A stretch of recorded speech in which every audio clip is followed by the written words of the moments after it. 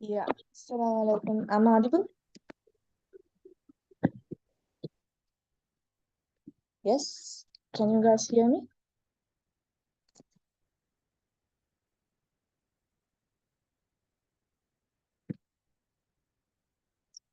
Yeah, I'm audible.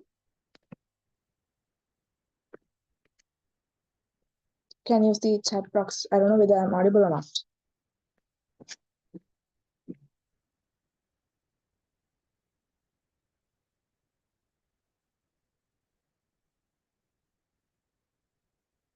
Okay, hopefully I am, I guess.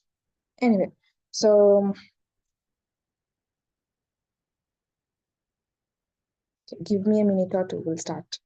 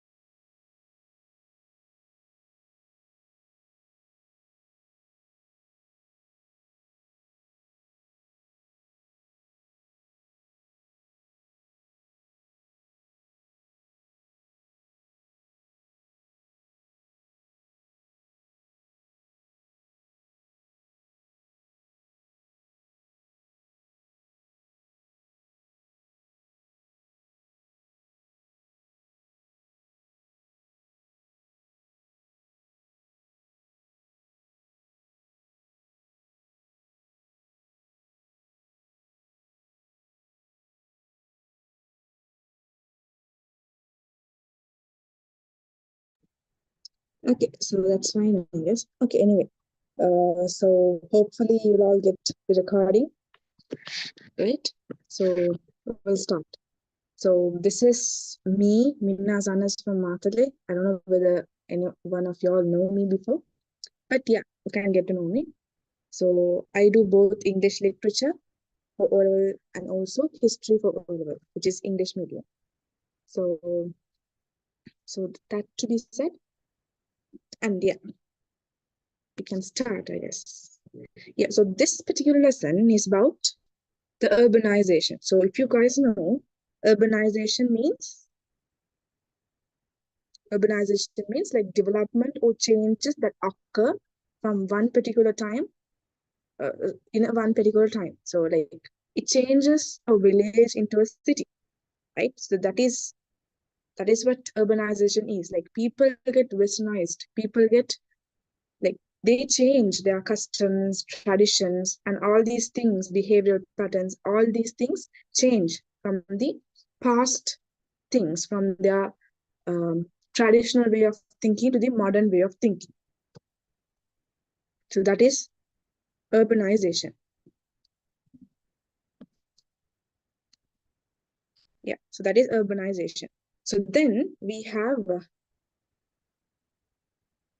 so then we should know from this. So this particular lesson is from grade 10, the 7th chapter, right, which is about the decline of ancient cities. So urbanization means it is the kingdoms that were there in the past. So we have the kingdoms starting from Anuradhapura till Kandy, right? So after Kandy, we didn't have a kingdom. It was the country, like we had the country being captured or colonized by the British, right? So now we are independent. That is how it goes. So in this particular lesson today, inshallah, I'll be explaining how the urbanization started, like how and what made urbanization start. So what was the background of the urban life, how people were living in those period, right? And then, so when we consider the background of the urban life, we have to know how they started living. So obviously it's because of food, right? So in like the first thing that comes under this urban life is about the starting of agriculture. So in the past, they were living in an they were living in a hunting era, like that is what we call as prehistoric period, like prehistoric era, right? And then we had protohistoric, then early historic. That is how it goes on. Like during prehistoric, they were solely hunting, right? These people in the past were hunting, they were hunters. Then it moved to a proto-history, that is what we call as nomadic lifestyle, right? And then early historic, agricultural era was started. And then onwards, these things come under the early historic period. Agriculture things were being done, right? And permanent settlement were used, like building of architecture, right? Like buildings were built, architectural like activities, food were produced in variety of kinds, right? It's not only rice, they also produce various types. They had general cultivation, paddy cultivation, animal husbandry, right? And then that is how they started to live in a group, and they made uh, ended up having a village which consists of maybe 25 to 50 members in a village, right? Minimum 25 members in a village, each consisting a family, like not one family, like several families is what we consider as a village, right? And then these villages turn to become cities because of development, because of the improvement and advancement of health facilities, educational facilities, and various other genres, right? So that is one thing, that is one for the background. Then we have development in agriculture. So when we consider development in agriculture, so in agriculture, we have two types of land. Like one is where we have rich soil. Rich soil is known as fertile soil. Like this soil is very fertile, rich with minerals and vitamins, so that plants can grow easily. So with the help of water, they can produce abundant of food. That is what we call as surplus production. And that is how we end up having rich class people. Okay, like rich class people. So in the past, if they say someone is rich, that means they have abundance of food with them. They have plenty of rice for years and years, right? That is one particular type. The other one is where we have infertile soil. Infertile soil means where plants cannot grow in that area. Like vitamins and minerals are very lower in that area. So because of infertile soil, they have shortage of food. Shortage means like this particular group, the population, the whole population in that area will not have enough food. Only maybe 5 to 10 people will have food. The rest of them have, right? So that is because of the infertile soil they have, right? And then because of this only we have poor class people, emergence of poor class people. It's not rich here over here, it should be poor class people. Okay, so because of fertile land, fertile soil, we have rich class people, and because of infertile soil, we have poor class people. So this is how that was there in the past, and it's the same nowadays, right? If we have abundance of food, that means we are super rich. If we have 3 times a day, like if we have meals 3 times a day, that means we are super rich. Like without food, we can't live, right? So we are surviving, that means we are rich. On the other hand, there are people who are struggling to feed their mouth. So that means they are poor. Right? That is the reality. That is the reality of now. So that is that. And then improvement in administration. So when it comes to administration, that is about the political things, the financiality of the government. Like those is it was the king, the ministers, aristocrats, clergies. Clergies means Buddhist monks, right? Those people were the main part. So first thing, like when we have rich class people only, there comes power. Okay, rich means power, right? So because of rich class people, they choose a village headman or village chieftain. We call him as a gamika. So you would have known these words in the before chapters in grade 10, right? So this comes in the fourth chapter of grade 10, right? So emergence of gamika. Then onwards we have paramaka, right? He is the leader of a province, right? A provincial leader, and also he is the in charge. He is the one who is in charge of trank system, Paramaka. And then because of these leaders we have in the city or villages, the development of administration start, and then development of trade. Trade in a sense, there are two types of trade: internal and external. Internal means within the country, and external means outside the countries, like Sri Lanka with other countries. That is external trade, or we call that as foreign trade. And then we have development in settlements. So that is about architecture, buildings, and stuff, those things. So this is how the background of that period was, like how urbanization started. So this is the main reason. This is how it started, how all those started. Then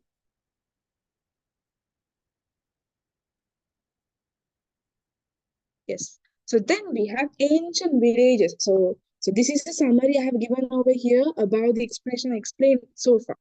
Okay, so the fertile land, infertile land, right? Those things comes here. So and also this particular word, that is atiriktava, okay. So that is the like during, like when a person has fertile soil, he produces excess amount of harvest, right? And this harvesting, that is study, right? This harvest will be enough for him for a long period of time. And so let's say he uses 50 kg of rice per year, okay? But he may have like harvested around 70 kg. So this 20 percentage of the remaining part is the Achiritava, we say. Like it's the excess amount of harvesting they do every year. Okay, so that is that. Okay, and then these extra notes I have given, not extra, like the same thing I have explained so far. Okay, like so you can go through this when the class is done. And you, yeah, if you're watching the recording, so you can get my number from the group. Okay, the history free session group, free discussion group, or you can contact the web tutor coordinator to get the tune and also the recordings. Okay, so yeah, so before I start about the urbanization, I would like to explain how Web2 works. So this is a platform, right? This is a platform where you can get the recordings for endless period of time. So when you purchase it once, you will get it whenever you want, right? So what you have to do is simply type web22.online. So just go to Google, type web22.online, and then you can get the website of us, right? And the next thing you have to do is like you can give your name, like you can sign in and give your name, and then you can view the stuff. So if you want to purchase, you have like in the home page we have the courses, resources, all those things. Even if you have any doubts, you can contact the web2 coordinator. And also, so if you want to preview a session, there are also trial classes available. So you can view that, you can like watch that and then start your classes. And also all these subject teachers are there, right? So you can personalize them and get your recordings and stuff from that. So that is about the website. So live classes are been happening. So little better if you can get to know and try using web to do. Yeah. So that is that. Yeah. So we'll start this part, which is urbanization. Right. So when it comes to urbanization, uh, there are several kingdoms in Sri Lanka. So, okay, so these are the main ones which is mentioned in your syllabus. Other than that, we also have another one which is the name is mentioned, but they haven't given any details on that. So we have two urbanization in your syllabus. Okay, which is what we have. Okay, so first urbanization belongs to Anuradhapura and Polonnaruwa. Okay, Anuradhapura. I have mentioned R over here. Sorry about that. Anuradhapura and Polonnaruwa comes under the first urbanization. The rest of all these comes under the second urbanization. So we also have another thing, another city under first urbanization, which is what we call as Magama. Okay, Magama. So if they ask name three cities which belongs to first urbanization, you can say Anuradhapura, Polonnaruwa, and Magama. Right? And then when we consider second urbanization, that is Dambadiniya, Yapahuwa, Kurunagala, Gampala, and Kotte. Other than that, we also have kingdoms such as Jaffna and Kandy. These are two other kingdoms which is there, but when they normally they don't ask to write kingdom that belong to first and second. Okay, so no need to worry about that, but still you can. I mean, like you should know in an order the urbanization, the kingdoms under urbanization, which is a must. Okay, so there. So this is under first urbanization. So under first urbanization, as I said you before, we have two kingdoms. First one is Anuradhapura. The second one is Polonnaruwa. So we'll consider the Polonnaruwa part next. So for now, let's study about Anuradhapura kingdom. So which is a very big kingdom and it was ruled for centuries. Right? It was ruled for centuries. So we have to know how that happened, right? And now, importantly, we should know who the first king of each of these kingdoms were, right? So first king of Anuradhapura was obviously Pandukabaya. You might know this from the first chapter itself, right? Pandukabaya, he is the one who ruled Anuradhapura for the first time. So what made him select that? Yeah, what made him select Anuradhapura? Because he could have chosen any other things, right? He could have chosen Kandy, Matara, Jaffna, right? He could have chosen any part of the country, but he chose Anuradhapura. Okay, so the main reason why he chose Anuradhapura was because of this harbor, Mahatita. So if you know the map, so Sri Lanka somewhat looks like this, right? So we have Anuradhapura over here, right? Over in this place only we have Anuradhapura, and we have Mahatita Harbor over here. This particular part is Mahatita Harbor, which is near Mannar. Okay, which is near Mannar. Okay, so because of trading activities, because Sri Lanka is very famous for trading, especially for spices with other countries. Like they export spices from our country to others, right? Examples, spices such as cinnamon, pepper, areca nut, right? Gems, pearls, even those were exported from our country, right? So Mahatita was an important harbor at that time to do trade with other countries. So that is the main reason why King Pandukabaya, the first king of Anuradhapura, the first king of Sri Lanka, he chose Anuradhapura as his capital city. Okay, so that is how Anuradhapura kingdom started. Then onwards, we have different kings, very powerful kings who ruled Sri Lanka and who ruled Anuradhapura. So Anuradhapura was ruled for more than 1,400 years, right? And we also had invaders from India who tried to invade our country, to capture our country, right? But because of the powerful kings we had, our country was protected. One such king is Dutugamnu. Okay, Dutugamnu, he unified the country by defeating and chasing away King Elara from India, right? And also we have King Mahasen, Valagamba, right? Who were chasing away invaders from India. Okay, so that is how great our kings were from the Anuradhapura kingdom. So that is how our country was like very powerful, united, right? Peaceful, with everyone living in there. Okay. Then what happened was Anuradhapura kingdom became to an end. Like it came to an end. Like it like it was at the peak, but then everything which was in a peak, which is in a peak, will come down one day. Right? That is reality. Right? So the same thing happened for Anuradhapura kingdom. So it became like it collapsed, right? It collapsed, and these are the reasons why it collapsed. The first one is invasion of foreign invaders. Okay, like example during that time. So we have India here, right? So Indian kings who were Rajaraja Chola and Rajendra Chola. So you might know Chola kings, right? Chola, Pandya, Pallava, Kalinga, right? All these kingdoms were there in India. They were like very powerful people. So they like as Sri Lanka is nearby India, they wanted to capture our country and make our country them. Like they wanted our country to be theirs. Okay, so that is the main reason, and so that they can do trade activities. Okay, so one such king, few such king who invaded our country because of trade activities is them. Like example, Rajaraja Chola and Rajendra Chola.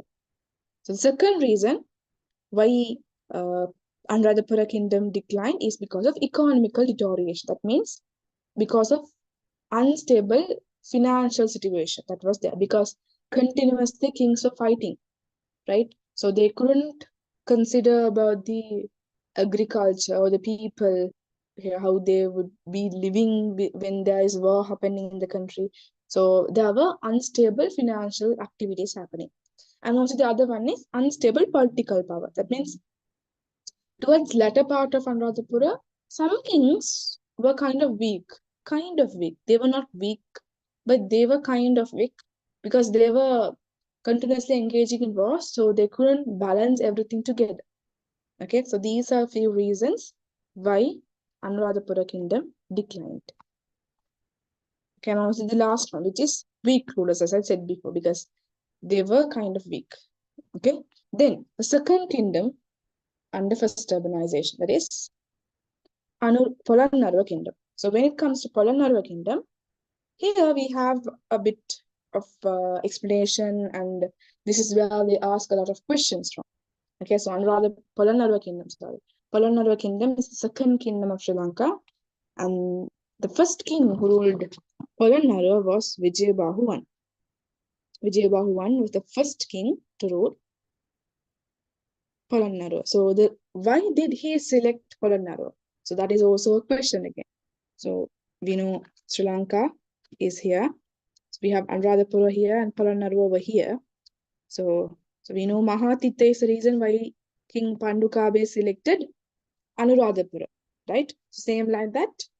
King Vijayabahu I, he selected Polonnaruwa because of the harbor over here, which is Gokarnatitha harbor.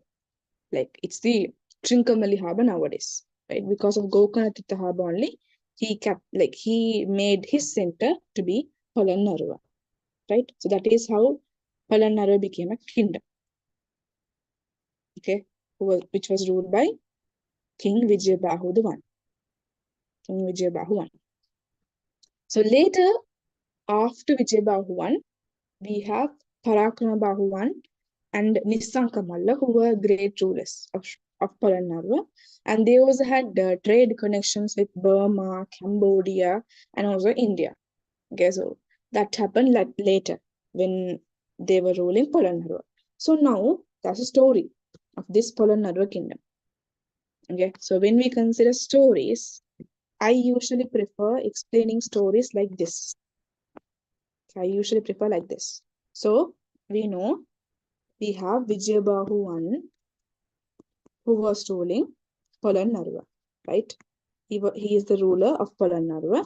So it's L, okay, Polonnaruwa. And so what happened was he had marriage connection with India. Okay, so he is a Sri Lankan king, as we all know, and he had marriage connection with India, specifically from a clan named Kalinga. So Kalinga is a clan. That means a dynasty that was there in India. So Vijayabahu I married a princess of Kalinga dynasty named Tiloka Sundari. Tiloka Sundari. Okay, she's a princess. She's very beautiful. Okay, he Vijayabahu I married Tiloka Sundari. Tiloka Sundari. And then he also married his sister. So we also have a sister for him. Okay, he had a sister named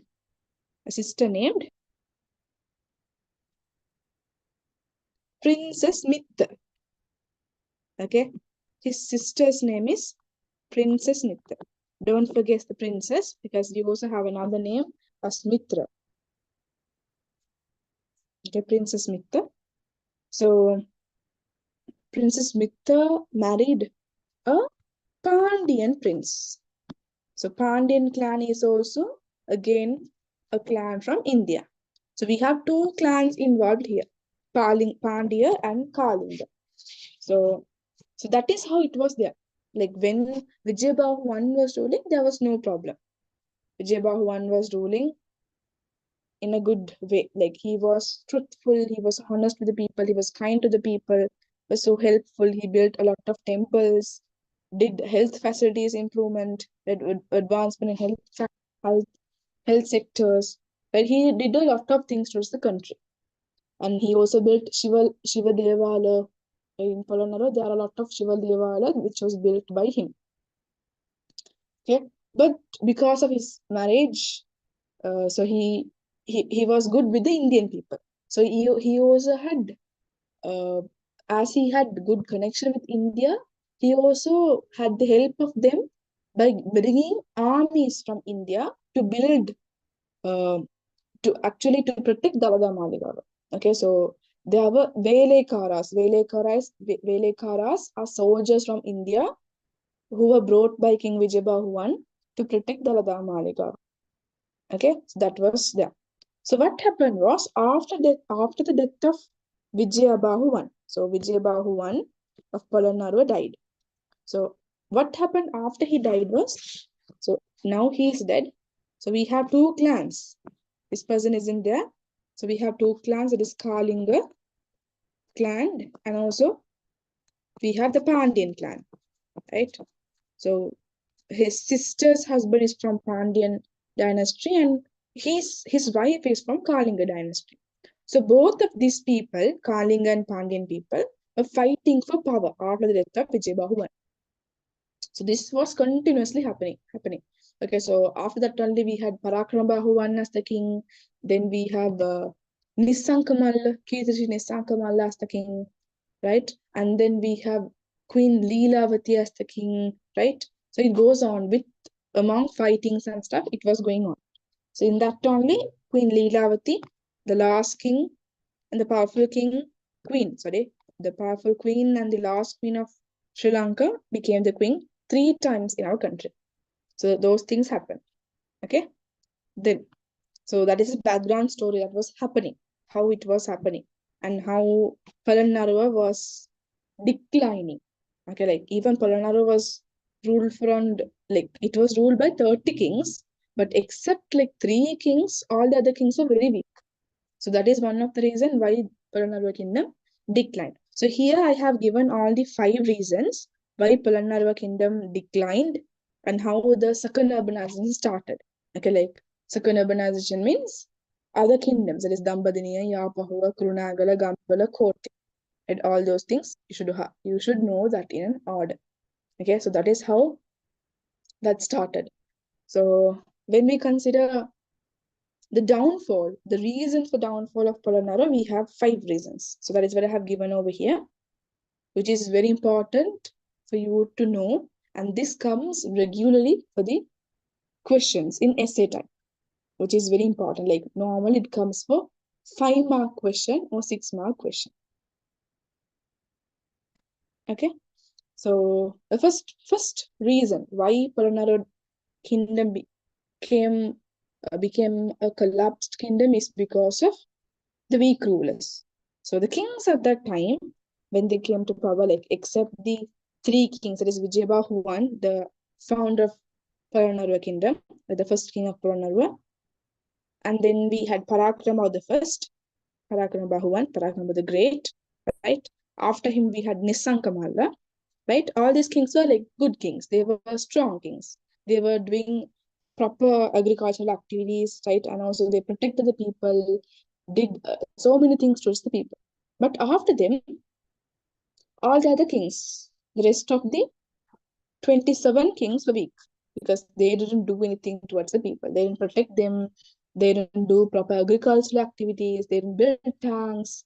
They didn't build temples and monasteries. Okay, they don't do anything. So that is one of the reasons why Polonnaruwa kingdom was declined. Okay, which is a sad thing to hear, right? And then we have the second reason, which is the power struggle between Pandyan and Kalinga clan. So this is what I said you before. So Pandyan clan and Kalinga clan are people from India, right? So after the death of Vijayabahu I, as he had marital relation, that is marriage connections, right? As he had marriage connections with Kalinga and Pandyan clans, after the death of him, they were both fighting, right? They were both fighting. So what happened was, these Kalinga people were making their people the kings, while the Pandyan people were making their people as kings. So both of these families were fighting. Both of these clans were fighting, right? So after the death of Nisankamalla, the Kalingas brought several Kalinga members to power. That is Chodanga, that is the nephew, the sister's son of Nisankamalla, and Sahasamalla, the brother of Nisankamalla, Kalyanavati, Queen Leelavati, right? All these people were brought to rule according to their wish. So that is that is the second main reason why Polonnaruwa became collapsed, like it declined, right? So that is the second reason. Then we have the third one, which is economic deterioration. So when it comes to economic deterioration, that is the power struggle or the unstable financial problems they had. So because like as the kings were continuously fighting, they couldn't look after the agriculture. They didn't properly maintain tanks and canals. Okay, so that is also one reason why Polonnaruwa declined. Okay, like that is what I have given in these points over here.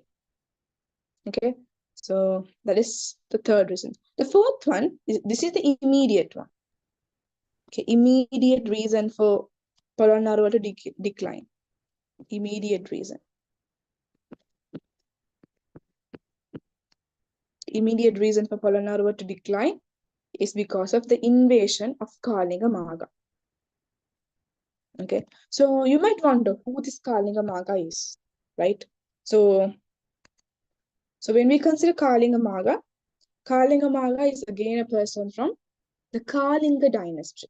Okay, like we know who this Kalinga dynasty is, right?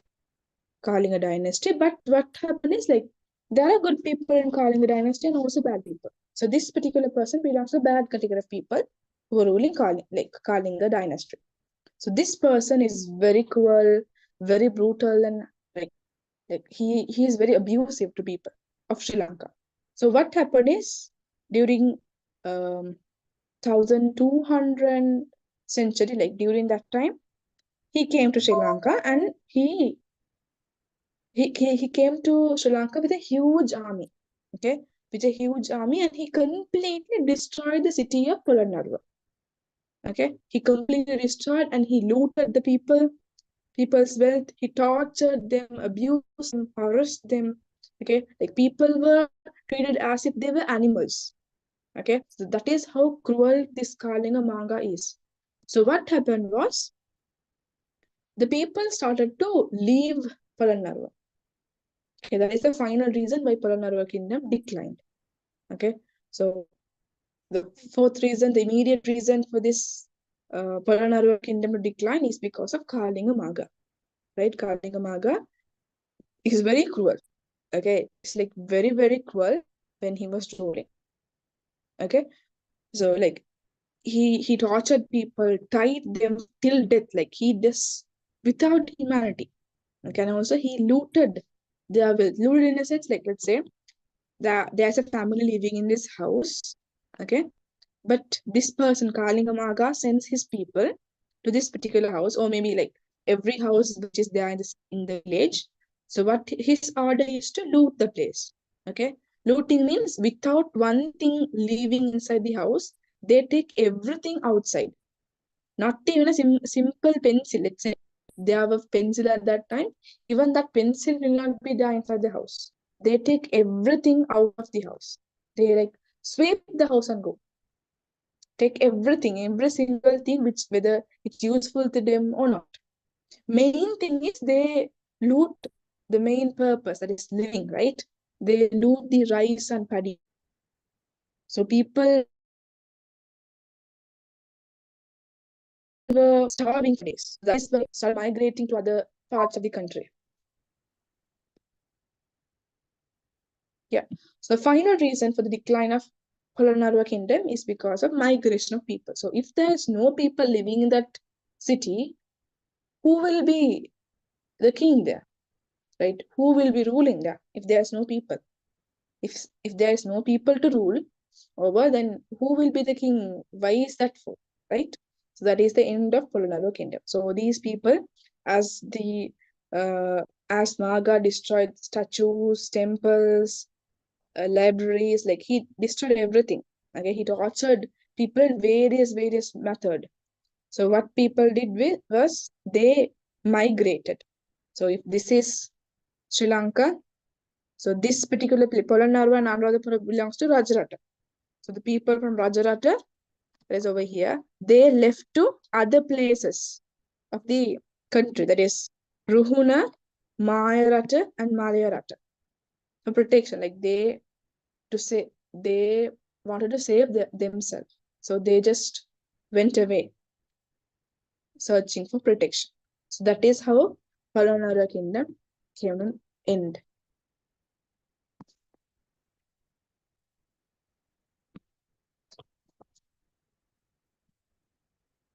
Yeah. So did you understand this part?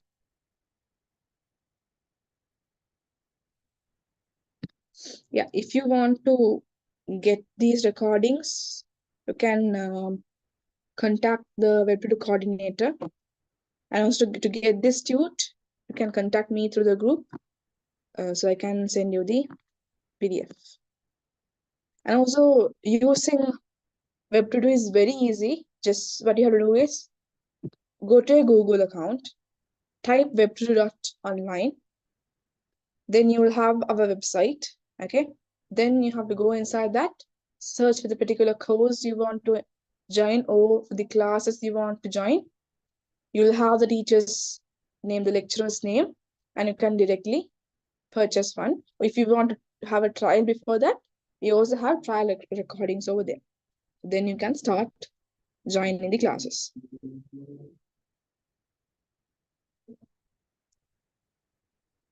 So, and also if you want to join my personal sessions, like individual classes or group classes, even for that, you can contact Web2 coordinator. Or if you want to join my individual classes, you can contact me. Yeah, I do both history and literature for English medium students.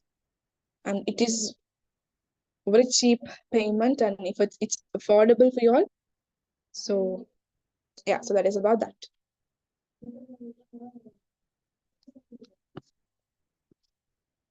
Yeah, so for today's session, we are done with this urbanization. So hopefully, if I get more time in the future, we can do other free sessions too. Like we can cover up some other lessons too, probably. Yeah, so that is about that.